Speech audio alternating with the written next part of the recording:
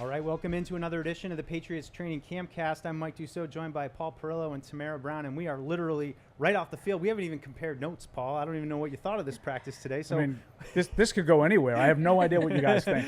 So let's dive in. I mean, we know there's a game in a couple of days, and I felt it was a little bit dialed back. In places there was, there were some plays made here and there. Some of them like out of bounds, maybe that were kind of whoa.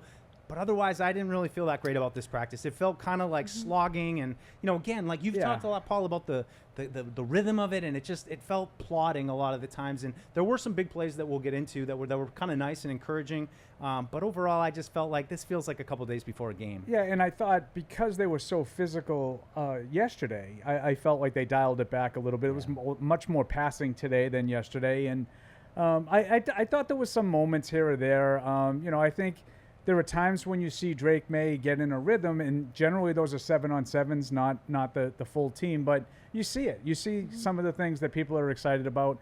Still a work in progress. But, there were some outstanding catches made today.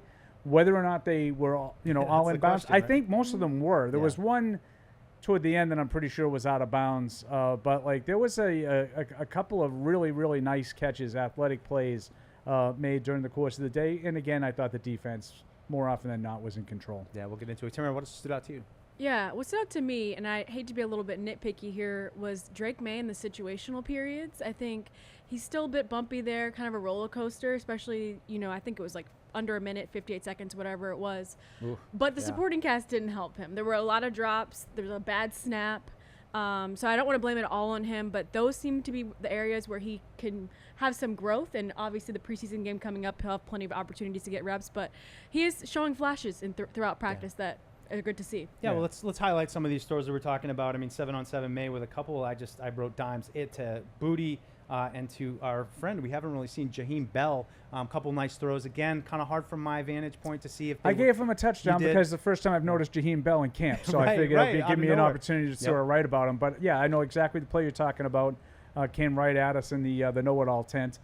And I agree with Tamara's assessment of the hurry-up. The 2-minute drill is continuing to me to be sort of plodding for both quarterbacks. And there was one play, I'm trying to find, I think it was with Brissett. They had a 4th down, and they completed a pretty sizable seam route to K.J. Osborne, and Osborne just keeps running. And I'm like, what are you like? The clock is running. Yep. Like there needs to be a situational awareness in that kind of a spot. And I thought that you get the first down, it's no time to celebrate. I think they ended up resetting the clock where he would have been sort of stopped. So, like you said, it wasn't like it was without any plays at all offensively. There were some plays made, just not enough of them. And I do think Tamara mentioned a snap issue. I think the rain today in Foxborough caused some problems handling the ball.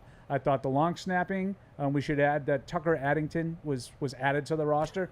His snaps were a little erratic today. I thought they had a hard time, and there was a fumble, I think, by Kevin Harris. There was a couple of fumbled exchanges involving the quarterbacks and some guys on jet sweeps. So I thought the rain created some adversity today. Let's keep building off of that because Javon Baker had, this is a crazy catch. I mean, in the back corner, that's the one. Was that the one you were talking about? Was he in on that one? I couldn't tell, but it was completely catch. Parallel to the ground. He makes that diving catch, and then he drops like 3 others. So it's just like that was the period you talked about, Tamara, with Drake Maye, where Drake fired I think a couple passes that in his area. It's hard to say, but you could tell the wet ball was definitely coming into it. It's strange because it's like those diving acrobatic catches. You see his catch radius and his strong hands and Javon Baker, but then it's something with the short passes that he drops them. And I will say a lot of the passes were behind him. There were a few moments where I know Fred brought up next to me a bunch of times, like, why is he throwing the ball behind the guy? Yeah. But still, you got to catch those. Fred is a quarterback guru. Yeah, good observations. And, I mean, of course, the team has a game coming up. So I just noticed a lot of rotation. There were, kind of maybe a little bit more. We talked a lot about the rotation, Paul, but, like, even along the offensive line, there were, some guys working in a little bit. Yeah, I'm glad you brought that up. City So looked like he was at his normal spot at left guard during the walkthrough period at the beginning of practice. Then when they went team, it was Michael Jordan, not that one, and not the actor, this Michael Jordan. I thought he actually looked pretty good. I thought on the move, some of those zone plays that Evan talks about all the time, I thought he was leading on a Kevin Harris sort of off tackle play on an inside zone.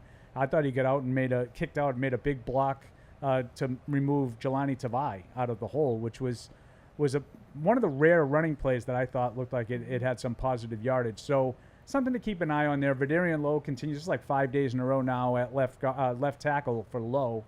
Calvin Anderson back at right tackle. So, it's 2 days in a row, kind of the same group at the beginning, and then Jordan mixing in. So we'll see how that goes Thursday. But to me, the big takeaway was Drake Maye saying that, everybody who's healthy is going to play Thursday night in the preseason opener. Yeah, Caden Wallace, too, kind of banged up during practice, got looked at, did go back in. But, again, and we had a similar situation with Calvin Anderson earlier in the week. They're very banged up. They went out. They signed another left tackle this week. But, otherwise you just wonder how they're going to go into this game with kind of the tackles. I mean, it's an uncertain situation even with everyone healthy. And now with a couple guys banged up, you're kind of limited. Okorafor, again, just watched. So really some attrition there at tackle is kind of building up, Tamara. It makes me wonder, how are you going to juggle it when you get into this preseason game where you're going to have guys like Zuri Henry, playing extensive snaps. I think it's going to make it tough to get a good assessment of Drake Maye, especially because we've only seen him in practice with like the second string type of guys. But if you keep getting thin because of these injuries, then it's like those guys are going to end up playing with Jacoby Brissett too. So I think it's going to be tough to assess the quarterback play when the offensive line is so bad. Yeah, and I did think they had some periods today where there were, pretty good protection for Brissett, but not a lot, just not a lot of continuity, not able to really stack drives. I think that's what I'm most interested to see with that Jacoby Brissett offense. Can they stack a drive, in real time? And it's not make a play, stop, all right, reset. It's just you've never felt that real kind of game scenario yet in practice. And whenever they do sort of get in the rhythm, to me, it's all the short, quick throws. It's little hooks, it's curls, it's slants. There's nothing that's, takes any time to develop. So, some of those deep overs that, you see the crossing routes that AVP system is supposed to be about. We haven't really seen a lot of that yet. Yeah, let's wrap up with some housekeeping notes. 24, Josh Bledsoe back in uniform, so a little boost there to the safety group. Marcus Jones remains out. The rest of the group that has been out remains out. Marte Mapu, among others. Matthew Judon, was out there initially, not in pads today. Looked like he just had shells to me. Did not have a helmet. Disappeared for a portion after stretching. Reappeared on the sidelines, not really participating. To me, this felt again like a little bit of a shift. Yeah, he's been out there, he's been participating, been a good, the good employee kind of thing. We heard from him yesterday. He didn't sound like a guy that was overly pleased, and yeah, he spent some time talking to Joe Kim and the outside linebackers coach Wilkins. Drew Wilkins. Drew Wilkins. Yep. I see. From Baltimore. That was close. Spent a lot of time talking to those guys. Did not have pads on today, did not take part. It's definitely very misleading. When you listen to him in his press conference yesterday and then you see him out at practice, he obviously sounds like he is going to play, but maybe that means, hey, I'm just going to play in the games and practice when I want to. Yeah.